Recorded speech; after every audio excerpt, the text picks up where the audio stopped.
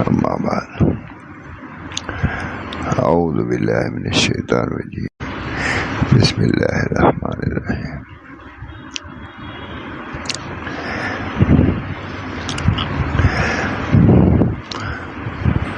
اتل ما اوحی من الکتاب.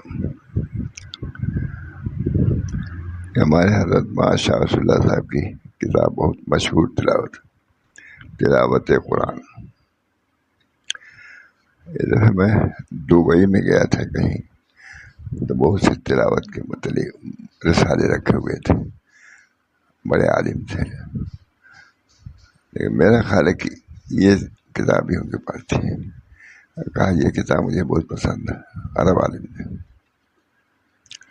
غالباً، اب تھوڑا سا دماغ کمزور ہو گیا تھا، غالباً کہہ دیتا ہوں. دبئی میں ہے. خیر سنا دیتا ہوں اسی سے جو نکل گیا. تلاوت مع تصدیق و توقیر کا طریقہ. ماشاء اللہ رحمۃ اللہ علیہ لکھ رہے ہیں. اس پر بڑی محنت کیا حضرت نے، بہت دنوں تک اس کو لکھتے رہے، پڑھتے رہے، علماء کو سناتے رہے. میں گیا دبئی میں گیا تھا، یہ کتاب بھی تھی ان کے عالم کے. ہمارا سب کتابیں ہیں لیکن یہ مجھے بہت پسند ہے. حالانکہ جانتے ہیں بھی زیادہ نہیں. بہرحال اب اس وقت کھولا کتاب یہی ہاتھ میں آئی اور آخر سامنے آیا ہے. بہت اہتمام سے اس کو لکھا تھا. تلاوت مع تصدیق و توقیر کا طریقہ. ایک تلاوت سرسری ہے، زبانی ہے، ایک تلاوت تصدیق کے ساتھ اور توقیر کے ساتھ. دونوں فرق ہے ظاہر. تو فرماتے ہیں حضرت شاہ صلی اللہ علیہ وسلم، تلاوت با تصدیق و توقیر کا طریقہ. میں نے شروع ہی میں یہ بیان کیا ہے کہ تلاوت مع تصدیق و تعظیم مطلوب و مامور بہا ہے. تلاوت مقصود تو ہے ہی ہے لیکن مطلقاً تلاوت نہیں، بس اس تلاوت کے ساتھ تصدیق بھی ہونا چاہیے، تعظیم بھی ہونا چاہیے. اللہ ہم سب کو اس کی توفیق دے. اب عام طور سے تلاوت بھی لوگ نہیں کرتے ہیں. پہلے تو تلاوت کرتے تھے، عورتیں کرتی تھیں، کوئی نام بھی نہیں آتا تلاوت کا. یہ حالات کہتے رہتے ہیں، لکھتے رہتے ہیں لوگ، لیکن تلاوت کا خاص اہتمام نہیں پاتا. میں نے شروع میں یہ بیان کیا ہے کہ تلاوت مع تصدیق و تعظیم مطلوب و معمور بہا ہے. جیسے تلاوت مطلوب ہے اور معمور بہا ہے، اسی طرح سے تلاوت کے ساتھ ساتھ اس کی تصدیق بھی ہونی چاہیے.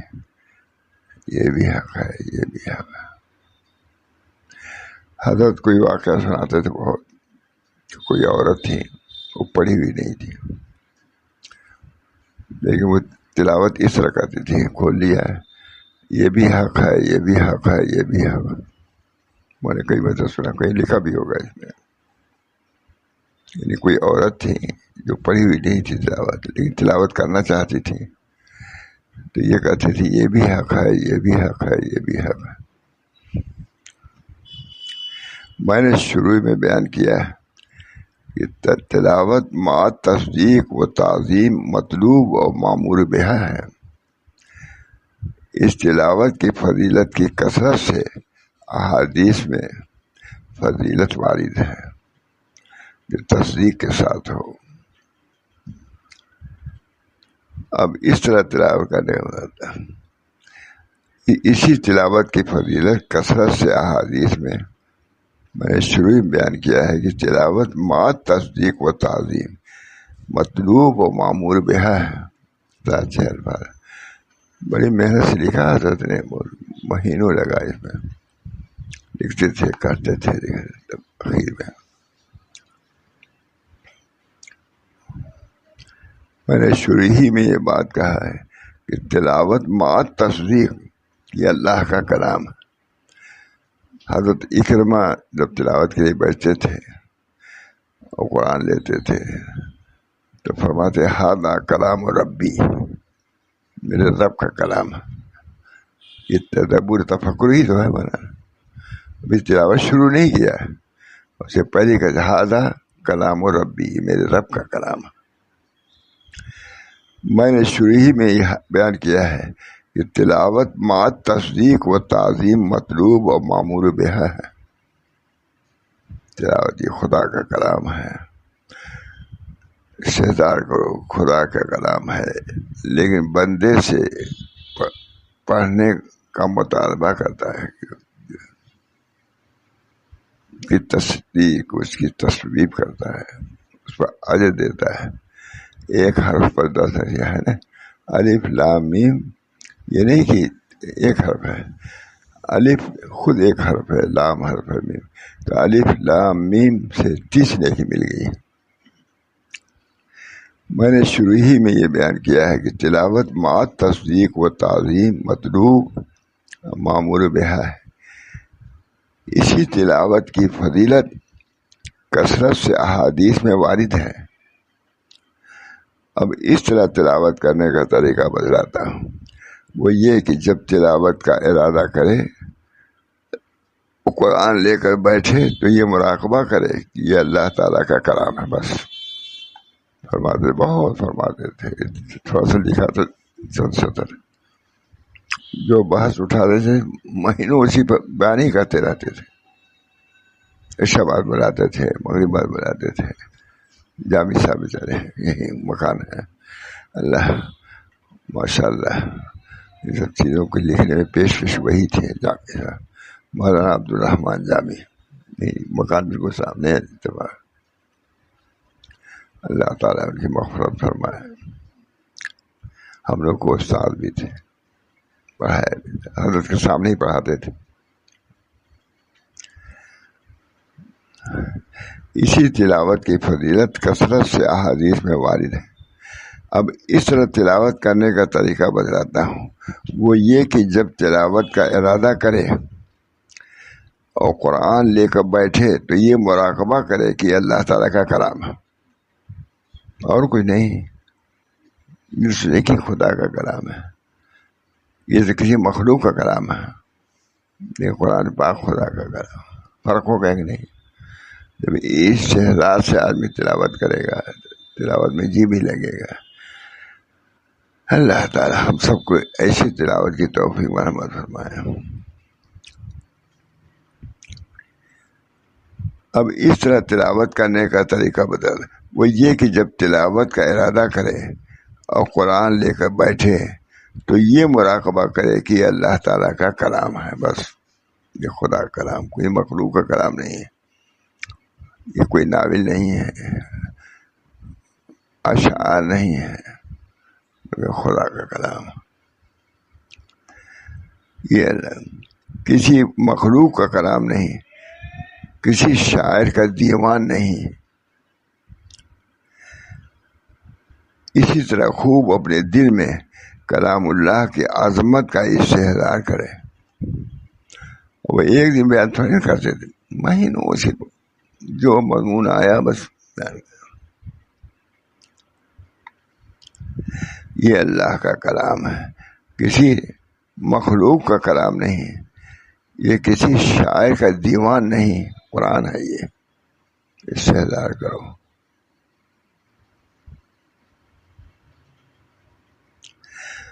اسی طرح خوب اپنے دل میں کلام اللہ کی عظمت کا استحضار کریں، اللہ کا کلام۔ دعا کیجیے ہم سب کو توفیق ہو۔ اسی سے سلوک تمام لوگ کہتے قرآن پاک سے، خدا کا کلام کسی شاعر کا۔ اسی طرح خوب اپنے دل میں کلام اللہ کی عظمت کا استحضار کرے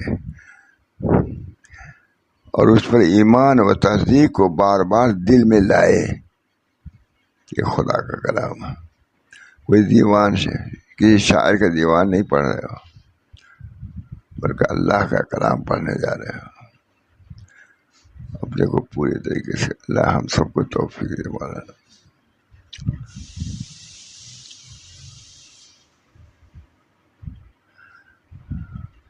قرآن سے بہت تعلق تھا حضرت ماشاء اللہ صاحب کا. اکثر مجلس بعد نکل جاتے تھے رکشا تھے فرمایا. اب فجر بعد بھی جاتے تھے تو فرمایا ہم لوگ سے کہ تم لوگ سمجھتے ہو میں ٹہلنے کے لیے جاتا ہوں, تفریح کے لیے جاتا ہوں, میں قرآن پڑھنے کے لیے جاتا ہوں تاکہ وہاں فراغت سے قرآن پڑھ سکوں. اسی طرح خوب اپنے دل میں کلام اللہ کے عظمت کا استحضار کریں اور اس پہ ایمان و تصدیق کو بار بار دل میں لاوے. تو سنانا چاہیے کہ نہیں اسے؟ حضرت نے بڑے شد و مت سے بات سنایا, مجلسوں میں سنایا, لکھتے تھے, پڑھتے تھے, ہم جو لکھتے تھے اس میں ڈانٹ بھی سنتے تھے, پھر خود لکھتے تھے. اس پر ایمان اور تصدیق کو بار بار دل میں لائے. جب خوب اعتقاد اور تصدیق ہو جائے تو تلاوت شروع کرے. لکھ تو دیا ہے مجھے لیکن عمل ابھی نہیں ہے. کسی اس پر کسی نے لکھا تو نہیں ہے, اللہ علم سب لوگ کرتے ہیں, سب لوگ کرتے ہیں, خدا کرتے ہیں.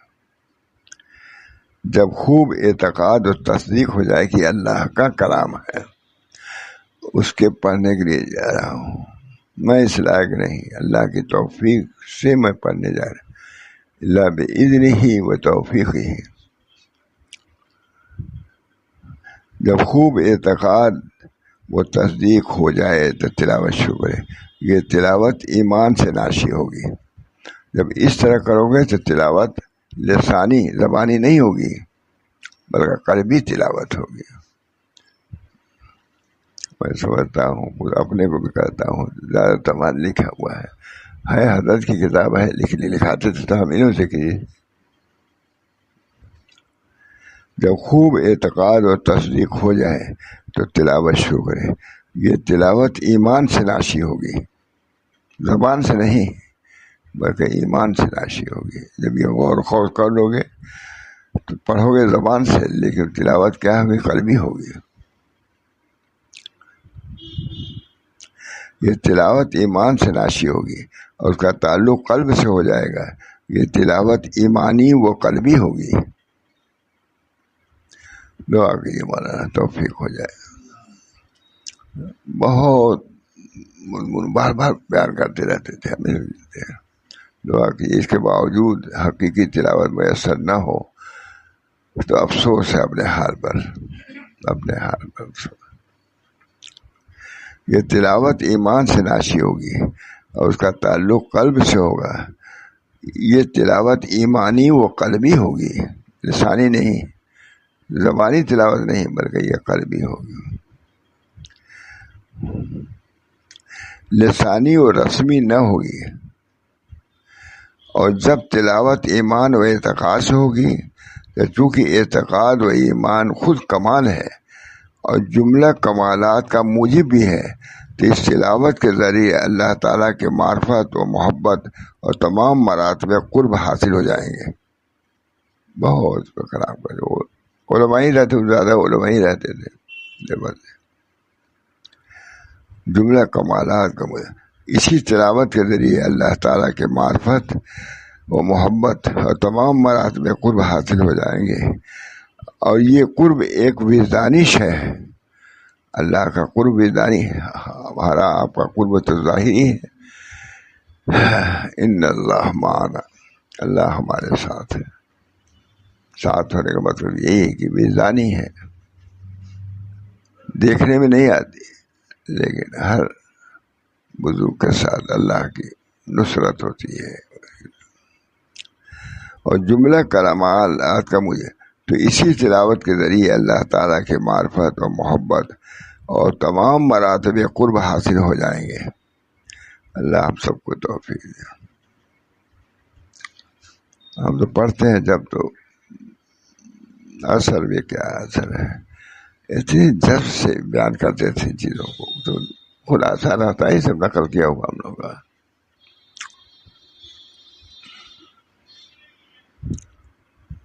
اور بار بار فرماتے تھے. ایک صاحب نے شکایت کیا ہم لوگ کی کہ حضرت جو آپ بیان کرتے ہیں یہ لوگ بدل دیتے ہیں کچھ.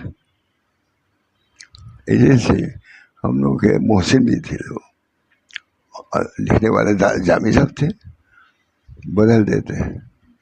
حضرت نے کہا اجی تم لوگ ہمارے مضمون کو بدل دیتے، بلایا ہم کو جامی صاحب کو، ہمارے مضمون کو تم لوگ بدل دیتے ہو. کہا حضرت نہیں، جو آپ کہتے ہیں وہی کہتے ہیں، لیکن خود حضرت کا جملہ یہ ہے، یہ لوگ سمجھتے نہیں. تقریر اور تحریر کا انداز الگ ہوتا ہے. وہ لوگ جو تقریر کو لے آئیں گے لکھنے میں تو اس کا رخ تحریری ہو جائے گا. کچھ تقریری اگر بیانی ہی نقل کر دیا جائے، کہیں بتلاتے تھے دیکھو میں نے یہ کہا، اگر یہی سنے کوئی سمجھے گا اس کو تو سدھار کے ہم لوگ لکھتے تھے. سمجھ گیا؟ وہ یہی چاہتے تھے کہ ہماری جو تقریر زبانی ہے وہ بار بار ایک چیز کو کہتے تھے، اگر بار بار کہا جائے تو تقریر کا لطف نہ جائے گا، مجلس میں کوئی بیٹھے گا چلے گا. مانے ایک ایک چیز کے بدلاتے فرماتے بھائی تقریر، یہ فرمایا انہیں کا جملہ ہے. تقریر اور تحریر کا انداز الگ الگ ہے. تقریر جو میری ہے وہ تحریر میں جائے جو آئے گی تو اسی طرح آئے گی جو انہوں نے کیا ہے. سمجھ گیا؟ یہ ہم ہی نے لکھا ہوا ہے، لیکن یہ تقریر ہے، کہتے ہیں خلاصہ، گھنٹوں کی تقریر کا خلاصہ یہ ہے. یہ سب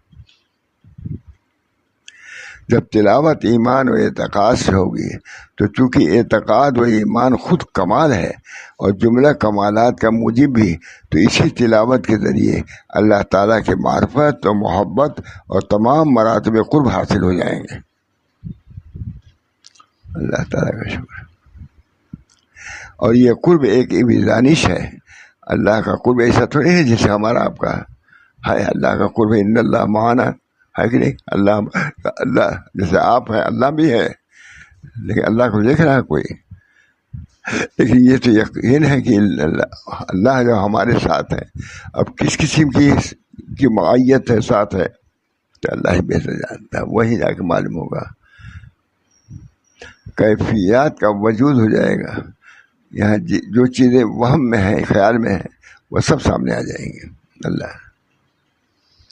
اللہ ہم سب لوگوں پہ کو ایمان کی دولت عطا فرمائے. سب چیزیں ایمان کی، سرسری نہ رہ جائے، رسمی نہ رہ جائے.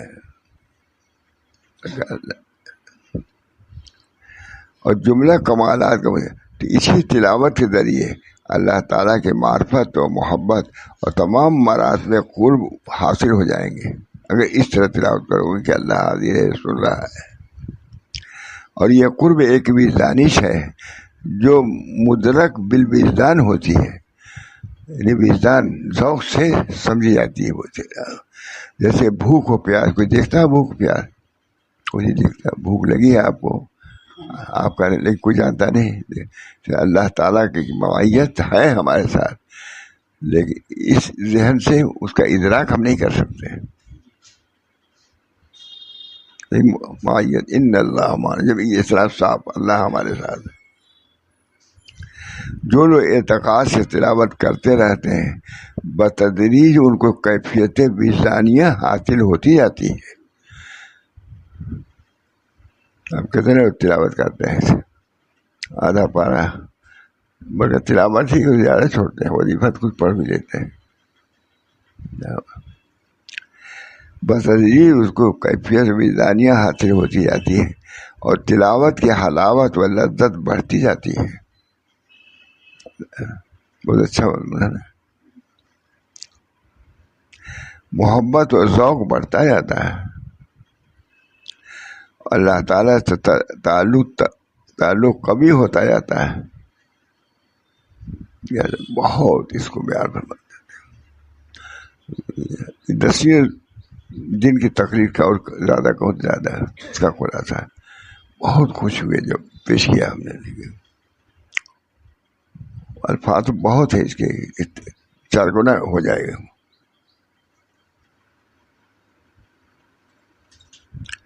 اور تلاوت کی حلاوت و لذت بڑھتی جاتی ہے، محبت اور ذوق بڑھتا جاتا ہے، اور اللہ تعالیٰ سے تعلق قوی ہوتا جاتا ہے۔ اب دعا کرو مولانا ایسی تلاوت کی توفیق ہم لوگوں کو۔ سنانا بھی آسان ہے لیکن بہت سے لوگ تلاوت واقعی ایسی کرتے ہیں اس زمانے میں۔ اللہ تعالیٰ ہم لوگوں کو توفیق تلاوت ما تصدیق مال وزن، مگر شرط وہی ہے کہ کلام اللہ کی تعظیم کے ساتھ تلاوت کی جائے، خدا کا کلام، عام ناول یا مشاعرے کی کوئی کتاب نہیں ہے، اللہ کا کلام اعتقاد سے تلاوت کی جائے، ادب و احترام کے ساتھ کی جائے تو یہ کیفیات طاری ہوتی ہے۔ چنانچہ حجت الاسلام امام غزالی نے احیاء العلوم میں تحریر فرمایا ہے، بس قاری کو چاہیے کہ قرآن کی تلاوت کرنے سے پہلے اپنے قلب میں متکلم کی عظمت کا خوب استحضار کرے۔ امام غزالی لکھ رہے ہیں، حضرت نے احیاء العلوم کا بہت مطالعہ کیا تھا۔ لوگ کہتے ہیں لالٹین تھے اس زمانے میں، گر جاتی ہے لالٹین، پھر اٹھاتے بجتے تھے، سوتے تھے، رات میں کئی مرتبہ ایسا ہوتا تھا۔ تب اس کے بعد لکھا، اب سنا دیں کوئی اہمیت بھی نہیں ہوتی، کتنی محنت سے اس کو لکھا جاتا ہے۔ بس قاری کو چاہیے کہ قرآن کی تلاوت کرنے سے پہلے اپنے قلب میں متکلم کی عظمت کا خوب استحضار کرے، اللہ تعالیٰ کا، اور یہ سمجھے کہ جس کلام کی وہ قرات کرنے جا رہا ہے وہ کسی بشر کا کلام نہیں ہے، اور یہ بھی جانے کہ اللہ تعالیٰ کے کلام کی تلاوت میں نہایت اہمیت ہے۔ اس لیے اللہ تعالیٰ نے کلام اللہ کے بارے میں ارشاد فرمایا ہے، جس کو وہی لوگ چھوتے ہیں جو پاک بنائے جاتے ہیں۔ ایک تو یہ چھونا ہے، ایک کلام اللہ کے معانی وہی لوگ سمجھتے ہیں جو اللہ تعالیٰ کی طرف سے موفق ہوتے ہیں، جو پاک بنائے گئے۔ اور جس طرح کہ قرآن شریف کی ظاہری جلد اور اس کے اوراق کو انسان کے ظاہری جسم سے بچایا گیا ہے، مگر جب کہ وہ طاہر ہو، یعنی اس کو قرآن کو چھو نہیں سکتے، لیکن آپ بھی طاہر، یہ بھی طاہر ہو جائے تب چھو سکتا ہے، کیونکہ یہ طاہر ہے، مگر جب کہ وہ طاہر۔ اسی طرح اس کے باطنی معنی کو باوجہ اس کی عزت اور جلالت شان کے قلب کے باطن سے محجوب رکھا گیا ہے، مگر جب کہ وہ قلب ہر نجاست سے پاک ہو۔ ہاتھ پاک ہو گیا اب چھو سکتے ہو، قلب جب پاک ہو جائے گا تو اس کے معنی سمجھ میں آنے لگیں گے۔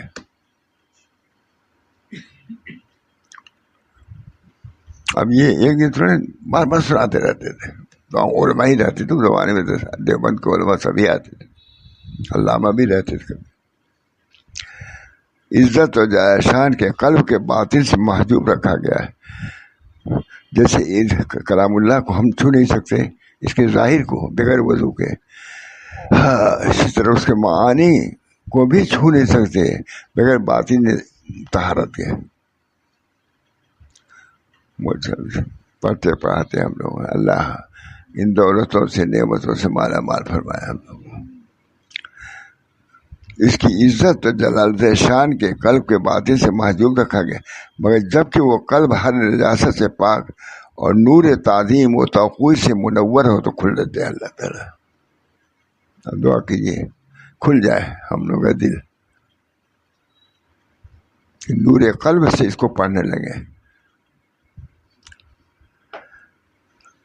وہ قلب ہر نجاست سے پاک اور نور تعظیم و توقیر سے منور ہو، اور جس طرح سے کہ جلد قرآن کو چھونے کی ہر ہاتھ صلاحیت نہیں رکھتا، خواہش ہو نہیں چھو سکتی سے،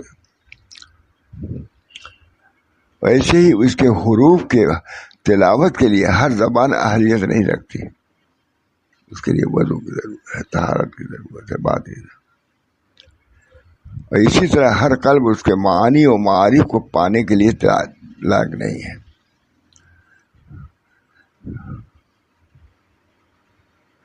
حضرت امام غزالی نے جو تحریر فرمایا آپ نے سمجھ لیا، ماشاء اللہ صاحب فرما رہے ہیں۔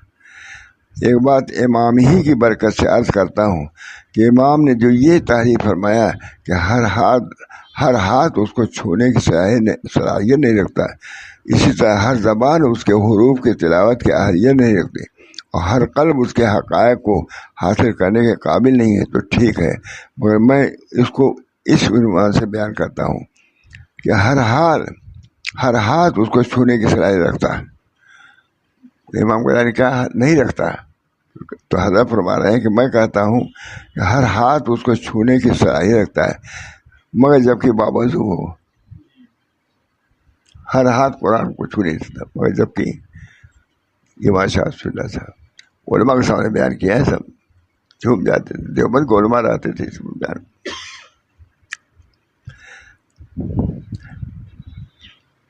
مگر میں اس کو اس عنوان سے بیان کرتا ہوں کہ ہر ہاتھ اس کو چھونے کی صلاحیت رکھتا ہے، مگر جبکہ وہ باوضو ہو، اور اسی طرح ہر زبان اس کے تلاوت کی اہلیت رکھتی ہے، مگر جبکہ دل میں ایمان ہو۔ منافقین کی طرح نہیں کہ زبان سے تو تلاوت کرتے تھے مگر دل میں ایمان نہ تھا، اس کی تکذیب کرتے تھے، ایمان کیا برکت اس کی۔ ایسی تلاوت کا اعتبار نہیں، ہر قلب میں اللہ نے معانی حاصل کرنے کی استعداد رکھی۔ یہ بھی خاص بات، ہم لوگ بھی غافل ہیں، کبھی تلاوت میں غور کرنا چاہیے کہ کیا اللہ فرما رہا ہے، یہ نہیں جیسے اور عوام نے پڑھ لیا آپ نے بھی پڑھ لیا، نہیں، کہ بہت زور دیتے تھے۔ ایک وقت رکھو جس میں تلاوت قرآن کے معانی کی طرف توجہ ہو، کتنے لوگوں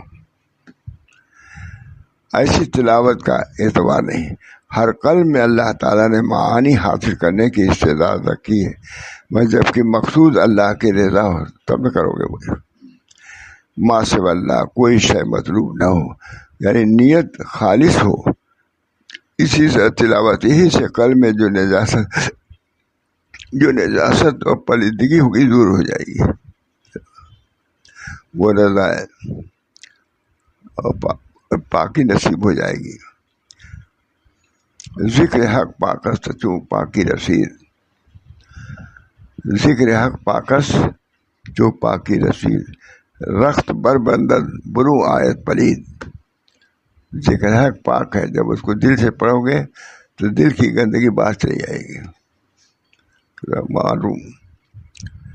ذکر حق پاکست چوں پاکی رسید، رخت بر بندد برو آیت پلید، چوں برآمد نام پاک اندر جہاں، نہ پلیدی مان دو نہ آدہاں۔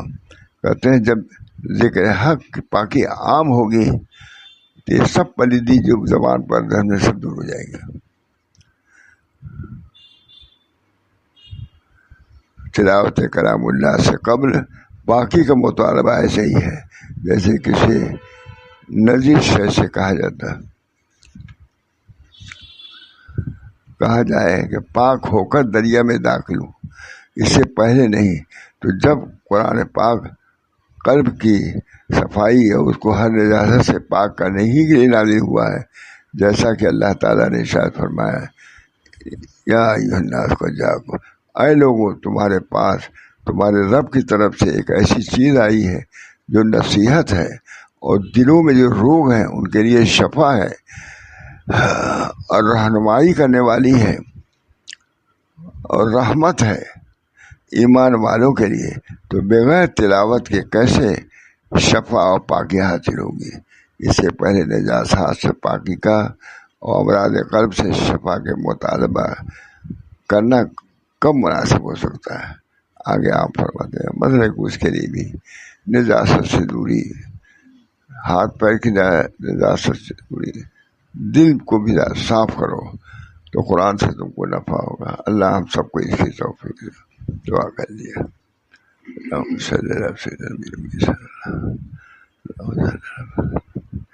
اللہ تعالیٰ قرآن پاک کے علوم و معارف سے ہمارے دلوں کو مسرور فرمائیے، اور جو اس کے اندر موانع ہیں، پلیدی ہے، نجاست ہے ہمارے دلوں میں، ہمارے اذانوں میں، ہمارے اجسام میں، اسے اللہ پاک کو صاف فرما دے تاکہ قلب ہمارا اس لائق ہو جائے کہ ان چیزوں کو سمجھ سکے اور ان سے منتفع ہو سکے۔